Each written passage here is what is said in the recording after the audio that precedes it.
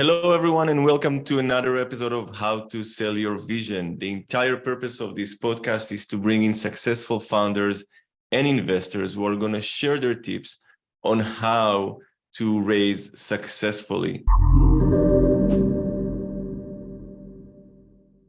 This is the fourth episode of our session, of our series. And in this episode, I'm really excited to introduce to you Andy Bellass. Now, what's unique about Andy's career journey, is that he has been on both sides of the scale. He's a board member of so many companies. He co-founded HiBob, which is now a very well-known unicorn. I used them in the past as well. Brilliant company. And now he's also a partner at State of Mind Ventures. So I'd love to introduce you to Andy Bellass. Andy, thank you so much for being with us today and taking the time. A pleasure. Thank you, Marty. Nice to be here. Absolutely. So let's dive straight to it. As I said, you've been on both sides of the scale. You co-founded a startup. You went through the highs and lows of building a company. You've been on the other side of, investing in other companies. Let's say that you're now meeting an investor in a corridor, a founder, in a corridor, and he's about to get into a room with an investor. And he's coming to you and he goes like, Andy, give me this one golden tip that can make my pitch successful. What would that be? Very good question. And it's really difficult to answer. I think one of the things that I always think about, and I've seen thousands of pitches, and I've given thousands of pitches, even in my career before HiBob, when I worked in advertising, and literally not a week went by when we weren't pitching. And of course, a pitch is a sell. You're selling. So, and sometimes it's very easy to think that you only have one opportunity to do this. And therefore, you have to say everything in that opportunity. And what usually happens is people try and say everything and end up saying nothing. And then you just get bombarded with words, either in a presentation or words out of a mouth. And you walk away with nothing other than, these people can't sell properly. For me, what's really interesting about, and I guess this is answering your question, what the tip would be, is that you have a very short space of time to get somebody excited about what you're doing. So, and there's a big difference. There's a big difference from telling my whole story to getting people excited about what you're doing. Because if I'm excited about what you're doing, I'm going to want to hear more and see more and read more and find out more. So for me, it's, and I used to do a great exercise, and this is a really good exercise, which I hope, I hope people will find good and interesting, which is, say you have an hour to pitch. And I've done this a million times when I've looked at people's presentations. So say, for example, we've got a pitch, and I used to do this thing called the laydown, and I had an agency, and in the agency we had a table that was about 20 meters long. It was like a wooden bar. It was a company called Splendid that my business partner and I had, and we used to we called it a laydown. So people would print the pitch out, and we would lay it down, and we would walk through it. And I always used to before anybody went through the deck, I'd always stand there and I'd say, okay, before we go through this deck, I want you to do one thing for me. So this is an hour pitch, and I'm now looking at this thing, and it looks like 60, 70 slides. So I'm already a little bit worried. Now do this as an exercise, and this is such a good exercise, such good discipline. I said, say I turn up, say you're pitching to me, and I turn up 55 minutes late. So you have 5 minutes. and you're already pretty stressed, and you're not going to get another hour in my diary, at least in the next 2 weeks. And I turn to you and say, look, you've got 5 minutes. You know, what 5 things do you want to tell me? I mean, if you think about it, you're lucky if anybody walks away with more than 3 things from a presentation. Absolutely. So what are those 3 things? And it's kind of an elevator pitch, but it's literally, what 3 things do you want to tell me? And now write those down, and maybe it is 5 things, write them down and make sure that this presentation delivers it. And it's such a good discipline to get into, because if you start with that, if you start with, I'm now going to pitch to this VC, and I want them to walk away understanding that, number one, for example, this is a huge market opportunity and nobody's jumping into it. Number 2, we're a killer team and we've got the most amazing background. Number 3, we have this point of difference that really demonstrates blah, blah, blah. And whatever those, and I didn't say those in any particular order, by the way, but it's just a great discipline. So going back to your question, what tip would I give? Would be to simplify, to reduce it to the most simplest form, and get into that discipline of, I've literally only got 5 minutes. I'm going to bullet point it. And maybe you even start the presentation with that. Before I go into this deck, Yep. I want you guys to walk away with 5 things. 5 things. 1, 2, 3, 4, 5. And now I'm going to walk you through those 5. And of course, you get to the end of the deck and go, in summary, I hope that I have convinced you of these 5 things. So yeah, I guess that would be my first tip. That's brilliant. And I'll tell you why I think it's brilliant. Because I see a lot of founders trying to follow the pitch deck template, that you coming in and you have, like you said, those 30 slides of the problem, the solution, the market, the traction, the TAM, the sum, all of those things that they rehearse in their minds, but they are thinking of that as a template rather than understanding the pitch cycle. You have the first 5 minutes to grab attention. After those first 5 minutes, those 5 minutes are going to win the rest of the 40 minutes that you were scheduled. If you're not getting those 5 minutes right, it's going to be very hard to come up later in the presentation. And as you said, this exercise, I think, is a brilliant example of why founders should really find their story in their own unique way and tell it properly. Yeah, totally. Which is, it's interesting. I mean, I was even thinking then when you said that, like the first 5 minutes earns the next 45. And I was thinking about, I mean, here we are on Zoom. Like, if you haven't got people in the first 5 minutes, I'm looking at my screen and I've got emails, I've got WhatsApp, I've got all of these things that are taking my attention. So yeah, you have to get it really, really quick. Assume your meeting is 5 minutes and you're going to do everybody a favor. That's brilliant. I love it. So you have those 5 minutes, those critical 5 minutes, and you have the 3 to 5 bullet points that you mentioned. There is a way to deliver it, right? You can just go in and say 1, 2, 3, 4, 5. And this is where storytelling may come into play. The purposeful story that illustrates why your company and you are a great fit for investment.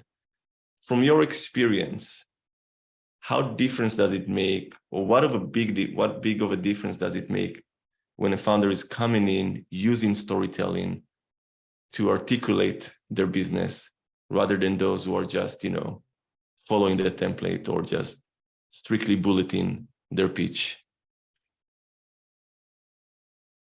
You've taken me back about 20 years. I sat, actually, maybe even longer. I better not think about it. Or maybe I can't think about it. I remember the first time I ever presented in a pitch.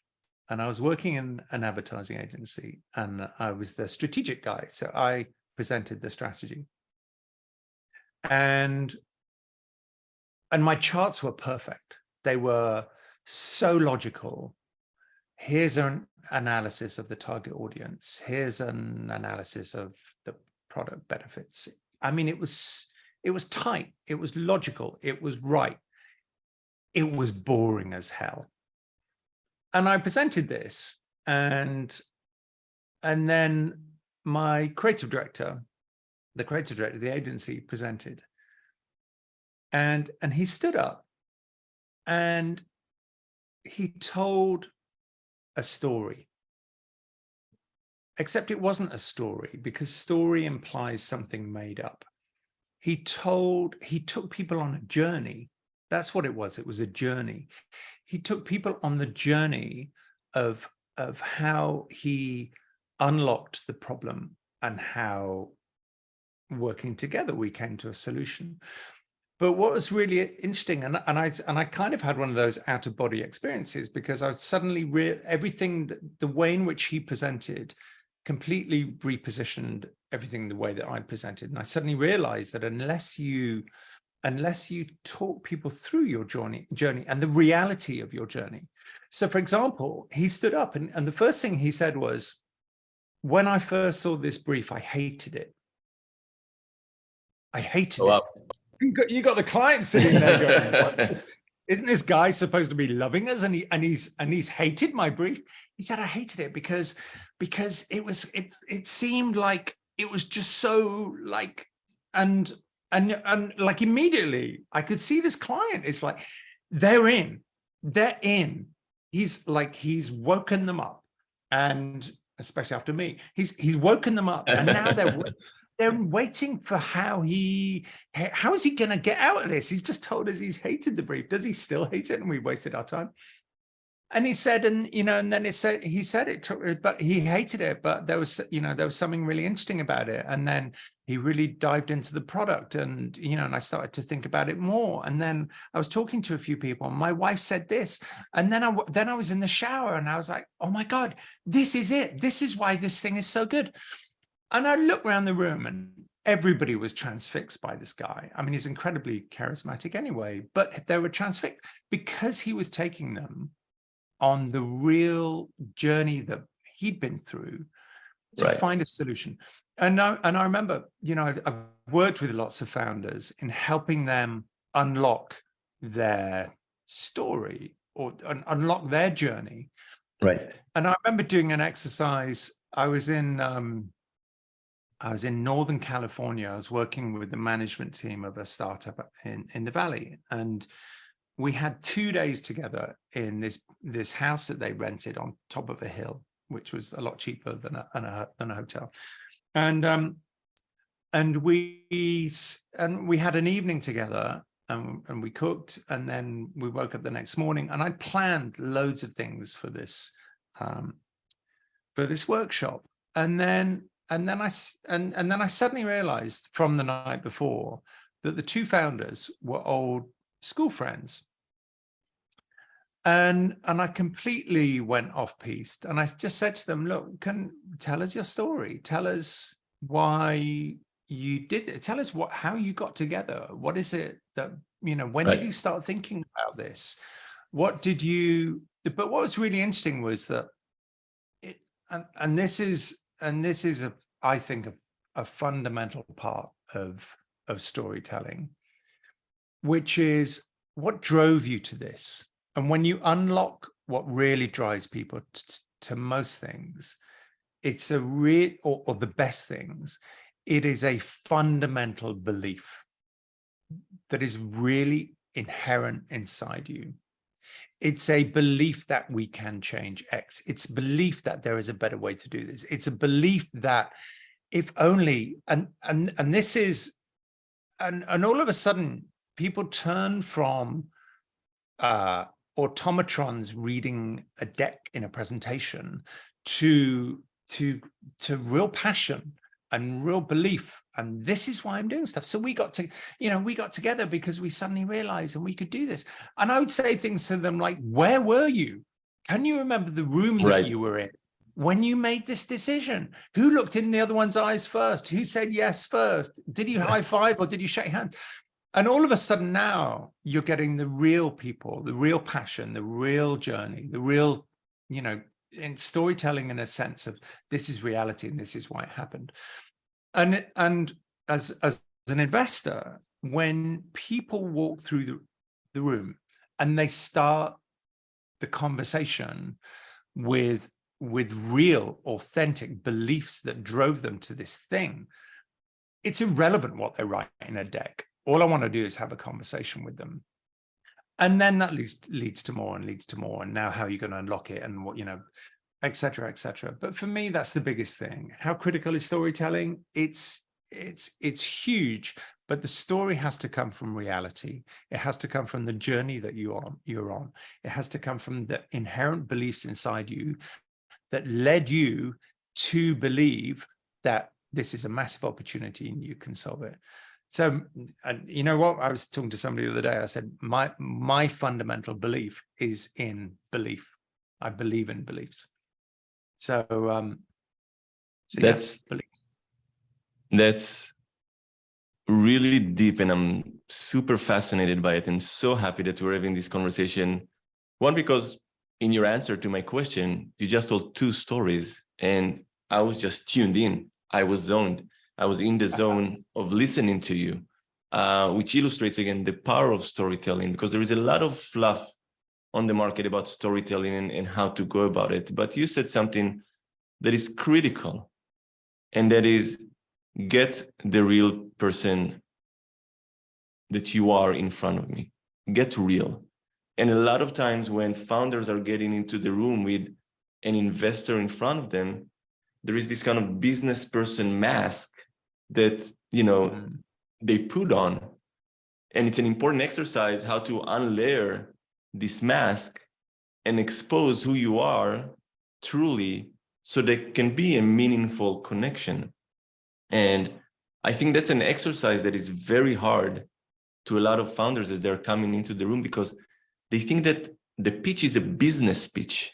I must prove the business in order to get the investment, but they are missing the connection part.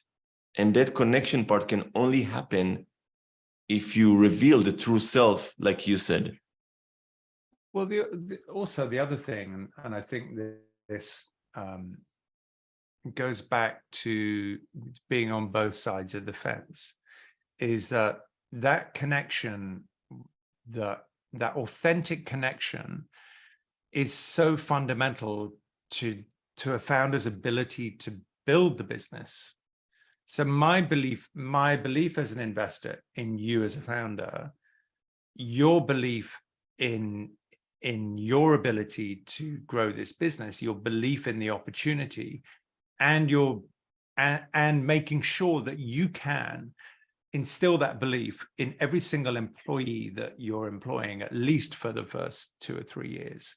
Because unless they have the belief in what you're doing, you're not going to convince the best people to come. You're not going to convince them to stay in a market where, people are jumping around all the time. And you're not going to convince other investors to get involved as well. And we haven't even talked about customers yet. So, Right. So walking through that door with belief, with connection is the key to unlock so many things. And if you can't present it to me within the first 5 minutes, then you're gone.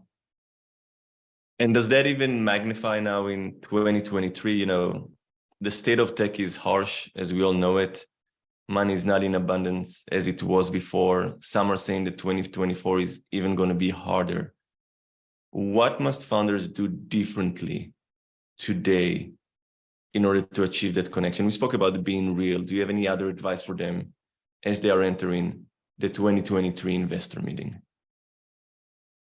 Yeah, so I mean, there are so many things here. There's the obvious stuff in today's environment, like a clear path to revenue, a proper understanding of business models. I think for me, coming from the world that I've come from, I've looked more and more to understand, to make sure people understand exactly what it is they have. So what is this thing? So for example, when I made the switch to an investor, I found it really difficult to listen to. My problem with pitches is that I'm constantly analyzing them from my background's perspective. Do this group of people actually know what it is that they've got? Do they have an in-depth understanding of their target audience? Do they really know how to reach them? Do they really know how to, have they got a deep understanding of this target audience need states, how their product is going to deliver against these need states? I'm doing this in every meeting because it's the world that I've come from. So for me, now more than ever, when people come in the room, it can't just be a vague dream where they're going to kind of be doing this and kind of be doing that, and we think we're going to do this, and we're going to be a unicorn in 5 years. It's a proper in-depth understanding of all of those things that I've just talked about. So you kind of walk away going, and even if they haven't got it quite right,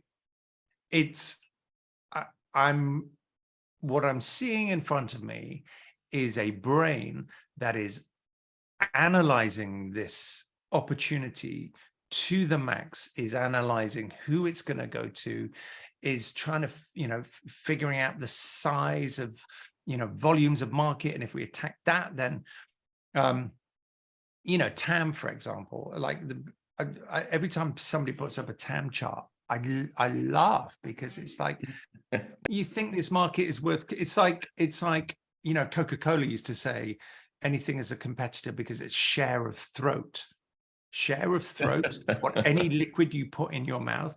So it's not your competitive set is those people who will take out their wallets and spend money on buying you. And so a proper analysis of that. So yeah, I think what I'm saying now is it's almost like moved from a degree of vagity where you could get away with anything. And I think the worst case of the market, a few years ago was investors investing based upon FOMO. Oh my God, they've got a term sheet, so we need to invest in them because they've got a term sheet. Yeah, but are we going to do the rigor? Does that mean they don't have to do the rigor because we've got a term sheet? Look, I don't need to do the rigor because somebody else has already decided they're going to invest in this. Right. You can't get away with that now. So unless you walk in the room with the rigor, then I doubt very much you will get investment. That's interesting. So for a lot of, early stage founders, and when I say early stage, I mean all the way from seed, A, perhaps even B, even seed and A more than B.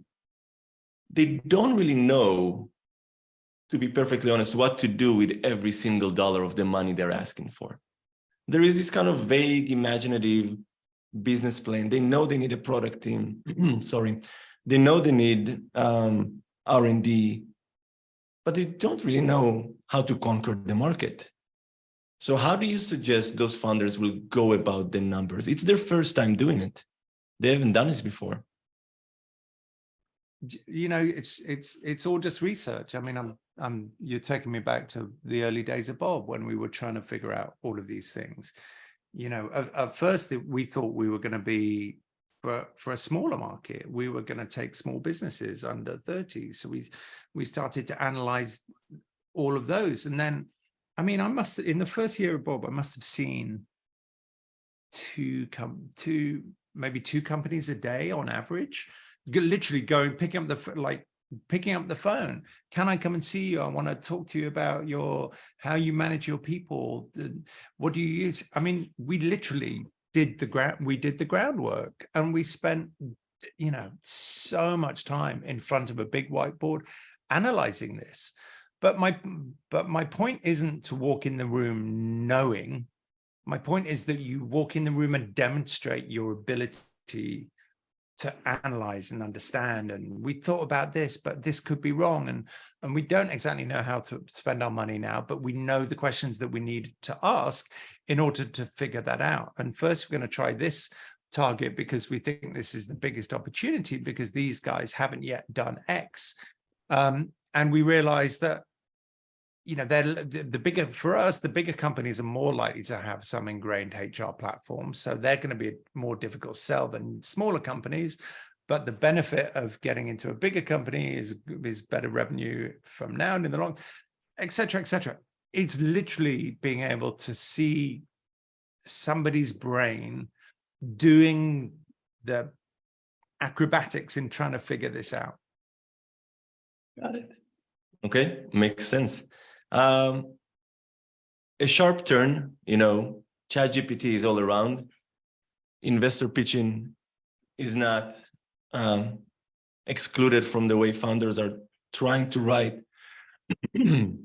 Excuse me about it. They're trying to write the way their pitch and the way they're going to present to investors.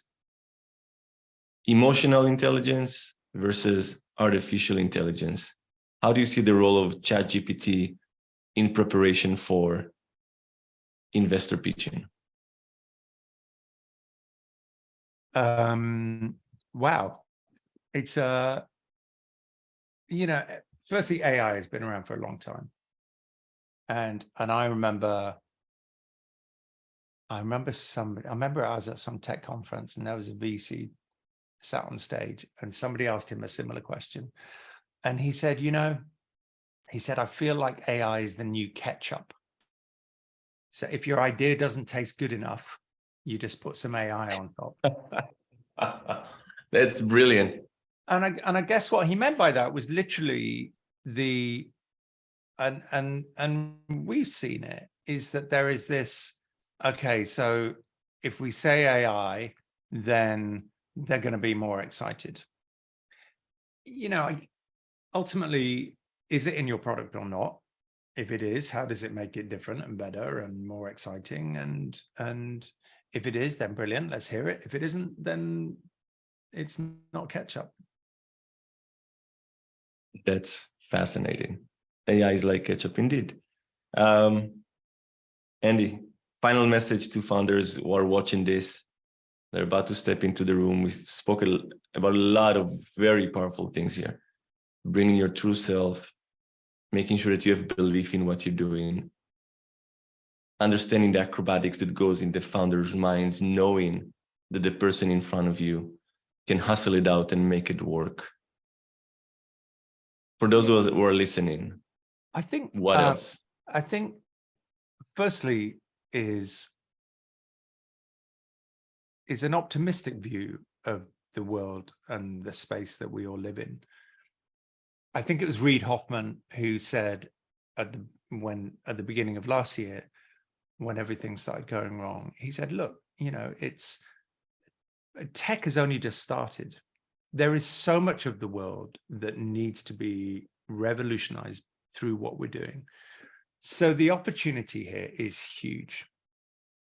The amount of money that exists in the business, in the world, to invest in what we're doing is huge.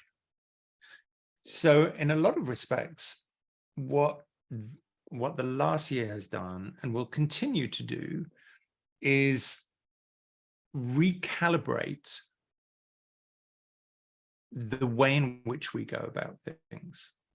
So to walk into a pitch with starting with insane belief that what you are thinking of doing is going to make a difference. Insane belief that it's going to be a good investment for us. Insane belief that you can build this thing and corral and motivate a group of people to do it. So for me, it's a recalibration around being brilliant. If your thing is brilliant, sell it in the most brilliant way. But actually, I'm now kind of wishing I didn't use the word sell there, because it shouldn't be a sell. This should be your inherent values, your inherent belief that this thing is going to be great. And if you walk in the room and you do that, and it actually is great, and you can, and going back to what I said at the beginning, is that this is this is about getting people excited about the start point of a conversation. It is not about delivering everything in an hour. It's about, if I can walk away. So I'm gonna do this exercise for me, the 5 bullet point exercise. If you can, within whatever 45 minutes talking to an investor, if you can get them to believe in you, if you can get them to really understand how passionate you are and how much you believe in this, if you can get them to understand that you have gone through the rigor in understanding how this could be brilliant, and even if you're not going to have the answers to every question, I just want to know that you have your brain has the ability to solve it. How many is that? 4. Number 5, there's tons of stuff, is this good product, is a bit blah blah blah, but I guess the other thing which I'm always reminded on from Yuval Barav, who's my partner at SMV, one of the partners, is that ultimately this is a journey. If you invest in a company, it's going to be a journey that could last to 10 years. So you also need to make sure that you want to be around these people. It's like a marriage. So you've got to be empathetic and likable, and we want to be with you. So I think that's all I got to give. That's a lot to give. I gotta tell you, full honesty, this is one of the most eye-opening conversations I've had and interviews that I've done. I really want to thank you, seriously, for sharing your insight, sharing your experience, putting yourself out there for other founders to listen, and in hope that they will be able to realize their dream and follow their belief on the problem that they are about to solve. Mm-hmm. Andy, it's that was my total pleasure. Yeah, good luck, everybody. And for those of you who are tuning into this episode, follow us on Spotify, How to Sell Your Vision. Remarkable interviews with thought leaders like Andy, and more to come. Andy Bellass, thank you so much, my friend. Talk soon. Thanks a lot, Marty.